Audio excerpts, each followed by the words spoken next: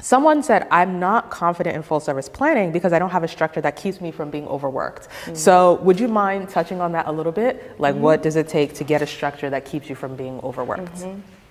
Yeah, I heard the earlier comment you said about hand-holding, and I think one of the things that you've shared, and I'm not going to spill all this, but one of the great takeaways from the program is just really learning about how to set expectations.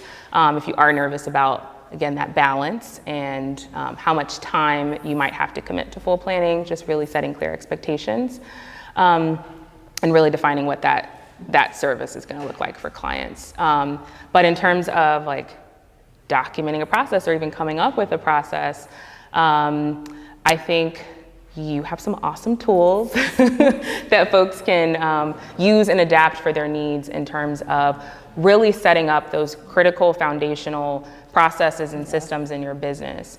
And I think a good place to start is just outlining what you think the whole process might look like for you from start to finish, working with a full planning client and kind of going from there. And I think you learn, each new client, you learn something different and you adapt.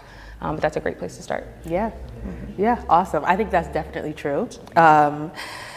And here's the thing, if you are not confident in full service plan, well, this first of all assumes that you want to be a full service planner. If you don't want to do it at all, then this doesn't apply to you. Right. But let's say you do want to do that, you staying in a place where you're not confident because you don't have the processes, and then you're still not getting experiences, so you're still not building, like, it's just gonna yield a lot of still not growing into a full service planner. So it kind of comes down to the point of how much do I want it? Like, how much do I want to grow into this person, right? You have to become that planner. Like, that's why, you know, in the program we talk about it, you have to actually become this person, right? You have to become this person who knows how to lead another person, right? And knows what happens next, because that's what your clients are going to ask you, what's next, you know?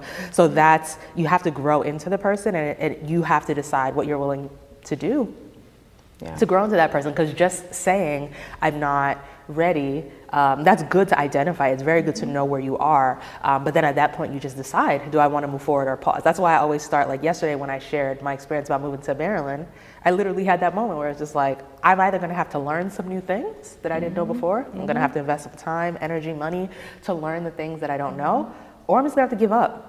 Because I wasn't willing to be that I wasn't willing to say, hey, I'm an event planner and like I plan an event once every other year.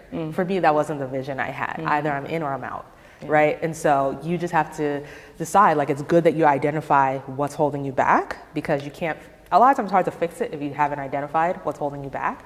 But now that you've identified it, you have to decide what you're willing to do to push forward, right?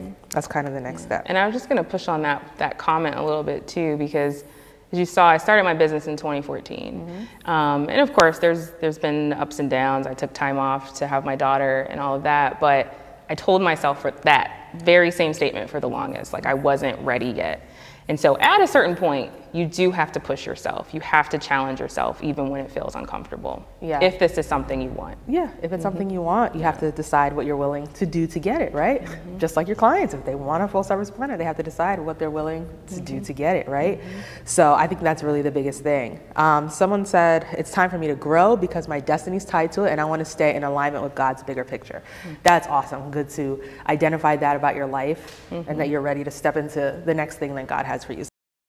Hey there, if you enjoyed this video and you're ready to go from a coordinator or a planner who occasionally plans events and really become that full service planner, I'm inviting you to apply to the Planners Who Profit program. All the information is in the description, and I look forward to chatting more with you about how we can help you to grow your event planning business.